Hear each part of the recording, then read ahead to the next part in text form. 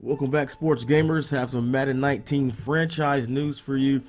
Some of this stuff, well, really a lot of it I already covered in my earlier franchise video before all this info dropped, but it's cool that I have some screenshots to go along with it.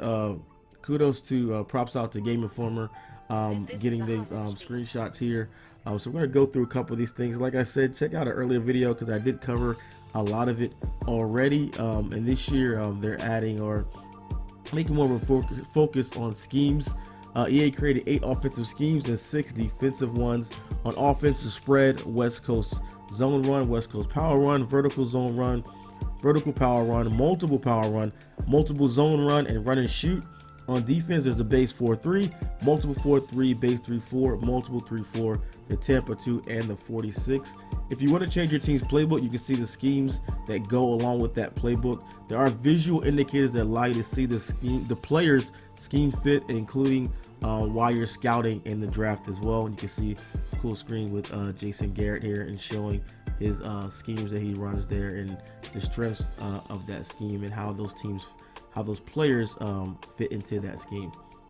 Player archetypes are in Madden 19. As I said in the previous video, these have to fit within the schemes. There are 4 archetypes for each positional group. The QB archetypes, for example, are scrambler, strong arm, and west coast and field general. If you're running a vertical scheme, the archetype you're looking for is strong armed. Each of the archetype has its own formula that determines the attribute mix within that archetype. Players whose archetype fits the team scheme get XP bonuses, so they will gain new skill points faster, but there are no penalties for those who don't, and archetypes do not change a player's existing ratings. That's what I was trying to explain to you guys in the previous video. They would say, oh, that's already a game. If he fits the scheme, it overall goes up. I'm like, no, it's not the overall. And everyone really knows franchise overall doesn't mean anything. Now the difference is that you actually get XP bonuses, so it's more important that you get players that fit your scheme there, so because you get bonuses from that, making it different than existing, because existing, yeah, overall goes up, but overall doesn't really matter. You can apply skill points into any archetype, so if a player doesn't fit a scheme off bat, you can level the appropriate archetype to eventually make them fit the scheme. That's pretty cool. Player progression, players' archetypes fitting into their team scheme doesn't modify players' ratings from game to game. Scheme fit players progress faster than those who don't fit. When you apply a skill point to an archetype, you get a random bump in archetype appropriate ratings. This is based on weighted randomization. It can change the next time you apply a skill set or do it with a different player. You cannot see what outcome it will be before you apply your skill point. So it's pretty much like if you play MUT at all, with the chemistries, and the players will get certain boosts to specific things depending on the archetype, but you can also add skill points to improve those things. So this is, why is it random? Why can't players grow the attributes the way they want? Senior designer John White says players in online leagues will save up all their points and then dump them into an attribute like speed all at once.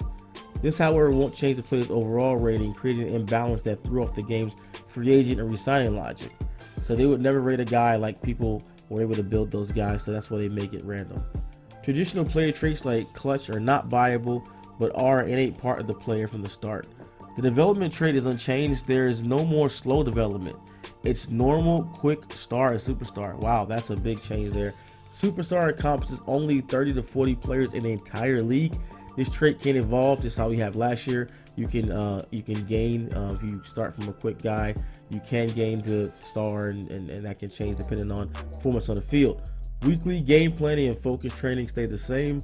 Player regression has been overhauled and sounds like regression system in reverse, that players won't automatically lose their speed, for example. It's also based on weighted randomization. Custom draft classes, new ratings, draft day, and more. Touched on a lot of stuff already as well. Players can choose to use a custom draft class on week 3 of their franchise. This can be imported, created, or loaded. If you create one, you'll start with one of the pre-made ones from EI Tiburon that are normally in the game, and you can edit it as little as much as you like. You can create your own hidden draft gems and stash them in the lower rounds. Wow, that is cool. If you can imagine it, you can draft it. That's really cool that you can do that, because sometimes enough drafts don't have any cool hidden gems there in the later rounds, which kind of makes it pointless drafting after like round 8 or whatever. So this is pretty cool that they added that in there. Madden 19 introduces new ratings for some positions. The quarterback, throw under pressure, break sack, and break tackle. Wide receiver, short, medium, and deep route running. And offensive line, run block, power, finesse, pass block, power, finesse, and lead block. We've seen one of the ratings leak that came out. We saw some of those new ratings that are mixed in the game there to try to have a little more realism to the game. So quarterbacks being under pressure matters more, and those quarterbacks who are more elusive that can break sacks and tackles.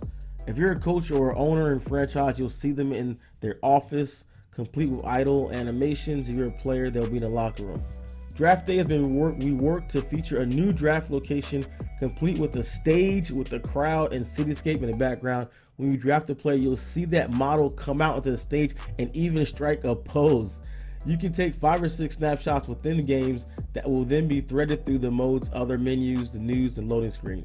The team draft chart, depth chart, like in Ultimate Team, contains special positions, slot receiver, slot corner, rush defensive end, rush defensive tackle, power back, and some linebacker. I actually broke that news first and came out that weeks ago as well.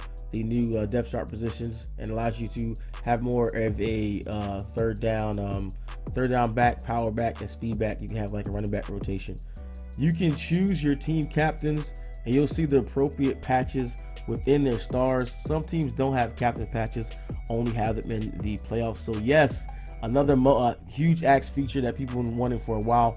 Team captains are in the game, and you can choose them.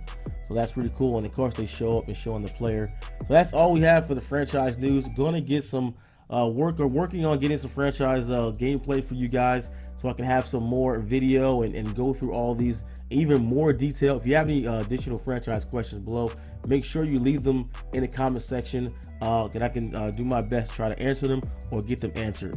And as always, if you did like the video, drop a like. And if you love our content at SGO, subscribe for more Madden 19 that is coming. This is the naturalsportsgamersonline.com. I'm out. To be counting the bread, counting the 150, all of the guap, I cannot let go. No. Pull a banana. Obvious, yeah, they snitching, they be dead by tomorrow. No.